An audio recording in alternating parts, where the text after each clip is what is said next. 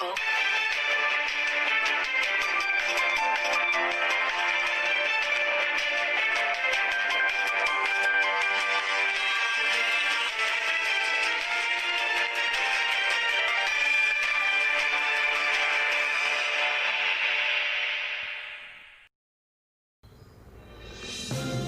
Selamat bergabung kembali dengan Desa ini bersama saya Dewa Bayu Miyanto. Dalam Studio 6, kami akan membawakan sejumlah berita hangat, diantaranya adalah ketidakstabilan ekonomi di Indonesia akibat COVID-19. Menurut Direktur Pelaksanaan International Monetary Fund atau IMF, mengatakan bahwa pertumbuhan ekonomi akan lebih rendah 0,1% lebih dari prediksi sebelumnya. Khususnya di Indonesia juga akan terkena dampak penurunan kestabilan ekonomi dunia yang diakibatkan oleh pandemi COVID-19. Diprediksi, kinerja sektor-sektor perdagangan, industri, nilai tukar, aktivitas bisnis akan mengalami penurunan drastis. Sebelumnya, pertumbuhan ekonomi Indonesia pada tahun 2019 telah meningkat sebesar 5,2%. Pada APBN 2020 telah ditargetkan dengan kisaran 5,3%. Akan tetapi target ini terancam gagal karena menurut para ekonom menuturkan bahwa perekonomian Indonesia diprediksi maksimal hanya tumbuh di angka sekitar 4%. Bahkan paling buruk bisa sebesar 2,5% jika pandemi COVID-19 di Indonesia tidak cepat ditangani. Pemirsa, informasi tadi sekilas menutup perjumpaan kita kali ini. Saya Dewa Bayu Miyanto beserta kerabat kerja yang bertanggung jawab mengucapkan terima kasih atas perhatian Anda. Salam.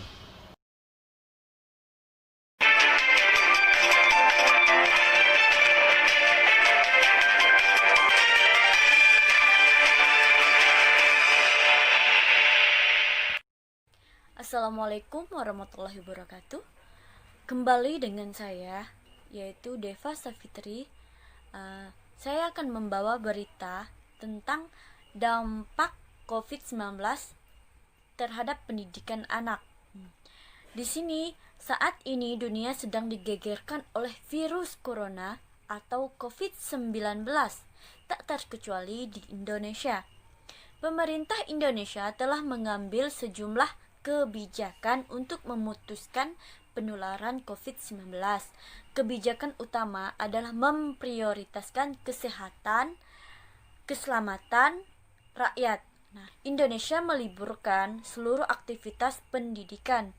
Hal tersebut membuat pemerintah dan lembaga terkait menghadirkan alternatif proses pendidikan bagi peserta didik dengan belajar mengajar jarak jauh atau belajar online. Penerapan kebijakan belajar mengajar jarak jauh dari rumah atau belajar online nampaknya tidak menjadi masalah bagi sebagian perguruan tinggi yang sudah memiliki sistem akademik berbasis daring.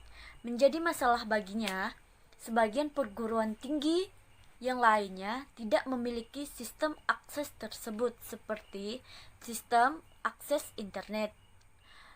Juga banyak mengalami kendala. Peserta didik dari keluarga yang tidak memiliki akses internet atau bahkan tidak memiliki handphone akan ketinggalan pembelajaran ketika tugas belajar disampaikan melalui aplikasi WhatsApp atau yang lainnya. Keluarga yang tidak mampu tidak bisa mendapatkan ponsel dan tidak belajar efektif seperti biasanya. Menyikapi kondisi seperti ini, pihak sekolah memberikan kebijaksanaan, misalnya dengan memberikan tugas dalam bentuk kertas. Belajar mengajar dari rumah juga membuat peserta didik menjadi gampang bosan karena tidak bisa berinteraksi secara langsung guru dan teman-temannya. Karena itu, belajar dari rumah, orang tua dapat dituntut untuk memaksimalkan perannya dalam mendamping putra-putrinya.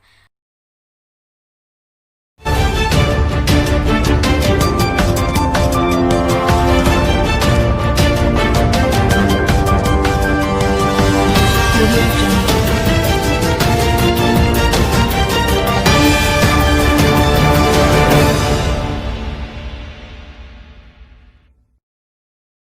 Assalamualaikum warahmatullahi wabarakatuh. Selamat pagi pemirsa. Kembali lagi bersama saya Eli Susanti di acara News pagi ini. Kasus COVID-19 di tanah air Indonesia semakin hari semakin mengalami peningkatan yang cukup tinggi. Jadi masyarakat pun harus waspada akan bahayanya COVID-19 ini. Jadi, masyarakat pun harus mematuhi protokol kesehatan dan selalu menggunakan masker dalam beraktivitas atau bepergian. Kabupaten Sambas membuat jadwal kegiatan patroli kedisiplinan masyarakat dan penerapan protokol kesehatan di wilayah Kabupaten Sambas. Kali ini, Pantai Wisata Bahari, Kecamatan Jawai Selatan, terjadwal dalam kegiatan patroli yang akan dilakukan pada Minggu, tanggal 4 Oktober 2020, di sore hari, yaitu operasi justisi di Pantai Wisata Bahari, Kecamatan Jawai Selatan. Operasi Justisi atau Razia Masker di Pantai Wisata Bahari, Kecamatan Jawai Selatan dilakukan secara gabungan oleh anggota Polri Jawai Selatan dan Polri Sambas beserta anggota TNI, Satpol PP, Dishub, dan Pemda dari Kabupaten Sambas. Razia ini dilakukan agar para pengunjung lebih mematuhi protokol kesehatan dalam berwisata dan selalu menggunakan masker. Apabila didapatkan para pengunjung yang tidak menggunakan masker, maka akan dilakukan tes.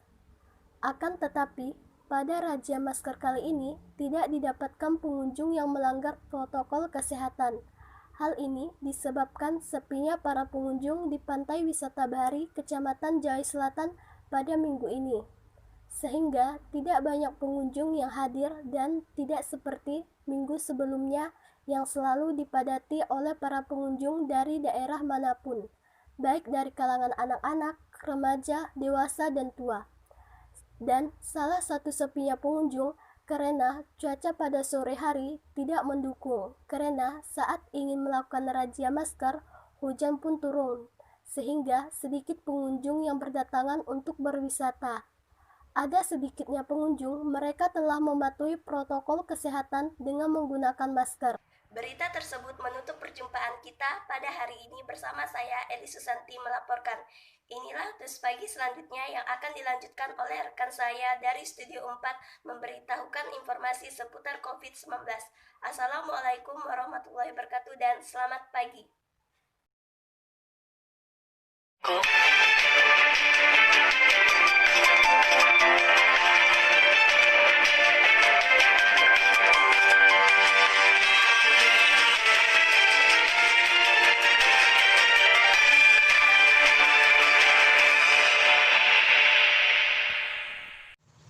Selamat pagi pemirsa, kembali lagi bersama saya Resi Kurniawati di acara News Pagi ini.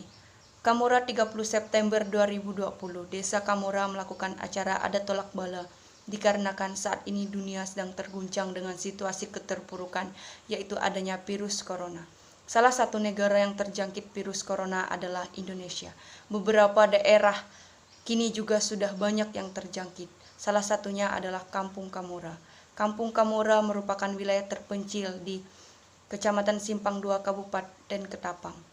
Antusias warga dalam mencegah masuknya virus corona di Kampung Kamura adalah dengan melakukan acara adat tolak bala, karena mereka percaya bahwa adat tolak bala ini dapat mencegah masuknya virus corona, dengan tujuan meminta perlindungan kepada Tuhan Yang Maha Kuasa agar dijauhkan dari virus corona ini. Dengan beberapa pantangan, adapun pantangan yang masyarakat akan lakukan yaitu setiap orang yang berada di luar maupun di dalam Kampung Kamura tidak boleh menggunakan sepeda motor untuk melakukan perjalanan ataupun berpergian. Jikalau salah satu warga melanggar pantangan tersebut, maka warga tersebut harus diberikan sanksi berupa 10 real piring atau 10 buah piring Belanda.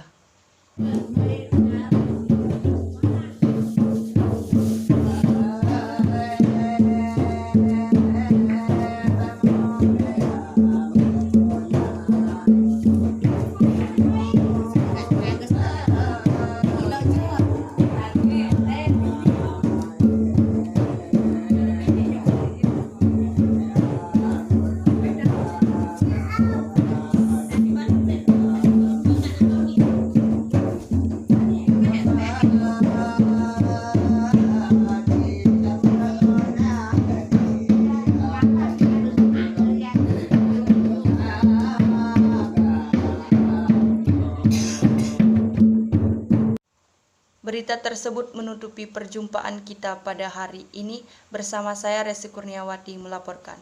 Itulah seputar news pagi ini. Selanjutnya akan dilanjutkan oleh rekan saya di Studio 5 yang akan memberikan informasi seputar COVID-19.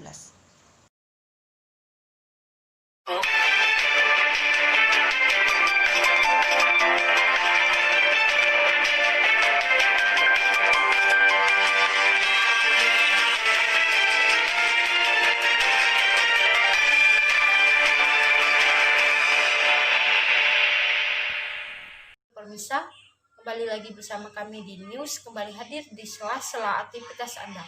Bersama saya, Meliani Angela Diadora, yang akan memberikan berita-berita terbaru dan teraktual 21 Oktober 2020. Pemirsa, berdasarkan data terkini, kasus COVID-19 di Kalbar berjumlah 861 kasus, dengan 690 kasus dinyatakan sembuh, 6 orang diantaranya meninggal dunia, dan sedangkan 171 kasus diantaranya masih dalam penanganan. Berdasarkan hasil observasi di lapangan, Satgas COVID-19 menyatakan masih banyak masyarakat yang lalai terhadap protokol kesehatan. Satgas COVID-19 tidak henti-hentinya mengingatkan masyarakat untuk disiplin menerapkan protokol kesehatan. Sejumlah sanksi yang diatur melalui peraturan daerah juga telah diterapkan. Harapannya tidak ada lagi yang melanggar aturan protokol kesehatan. Berikut adalah contoh dari beberapa kiriman jurnalis kami. Berikut adalah berita selengkapnya. Masih banyak masyarakat yang terjaring razia masker. Masyarakat yang terkena razia dikenakan sanksi berupa harus membayar denda dan membersihkan taman kota, serta diberi pemahaman agar patuh kepada protokol kesehatan yang dianjurkan oleh pemerintah guna sebagai salah satu langkah utama memutuskan rantai penyebaran COVID-19 di Kalimantan Barat.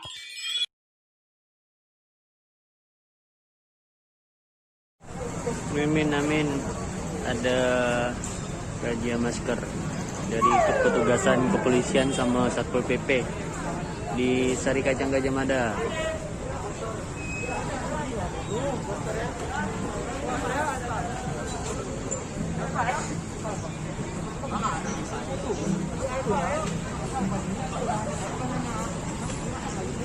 Informasi tadi sekaligus mengakhiri perjumpaan kita di news kali ini. Saya, Meliani Angela Diadora, mewakili seluruh kerabat kerja yang bertugas, pamit undur diri di hadapan Anda. Selamat pagi, sampai jumpa.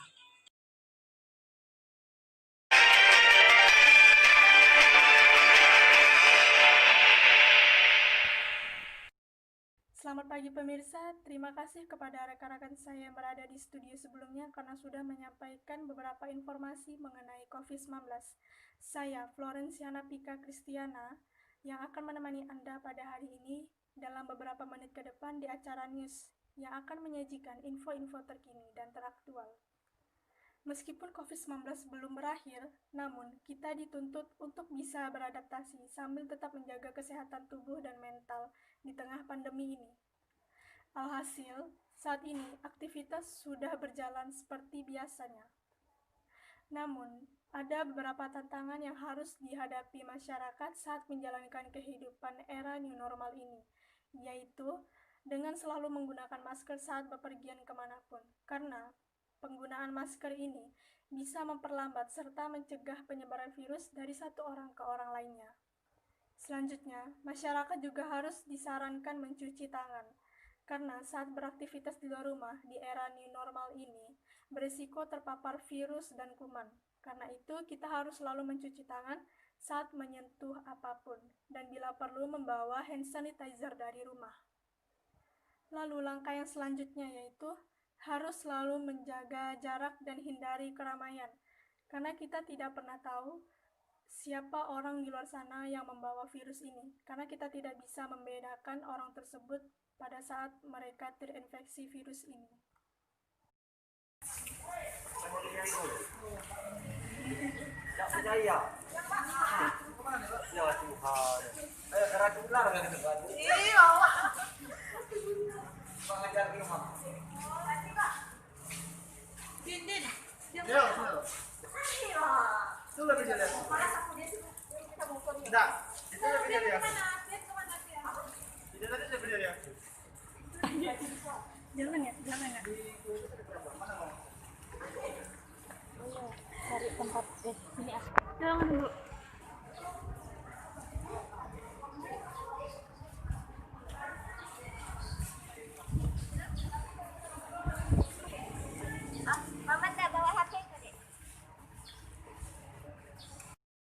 Pemirsa, informasi tadi sekaligus mengakhiri perjumpaan kita di news pagi ini. Saya Florenciana Pika Kristiana, pamit undur diri dari hadapan Anda. Selamat pagi dan sampai jumpa.